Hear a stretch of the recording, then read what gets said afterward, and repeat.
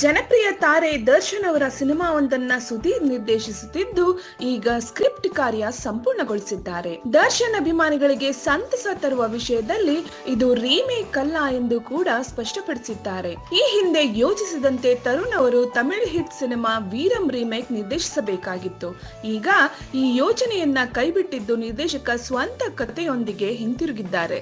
ಈಗ ರೀಮೇಕ್ ನಿರ್ದೇಶಿಸುತ್ತಿಲ್ಲ, ಬದಲಾಗಿ ದರ್ಶನ್ ಅವರು ತಾಜಾ ಸ್ಕ್ರಿಪ್ಟ್ಗೆ ಒಪ್ಪಿಗೆ ನೀಡಿದ್ದಾರೆ ಎಂದು ತಿಳಿಸುವ ಉತ್ಸಾಹಿ ತರುಣ್ ಸದ್ಯಕ್ಕೆ ದರ್ಶನ್ ತಾರಕ್ ಸಿನಿಮಾದ ಚಿತ್ರೀಕರಣಕ್ಕೆ ಮಲೇಷಿಯಾದಲ್ಲಿದ್ದಾರೆ.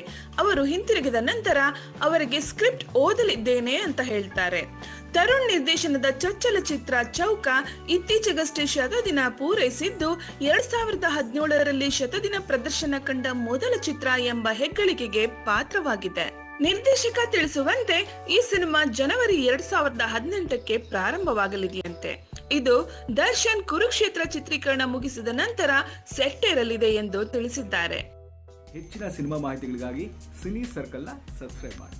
Thank you.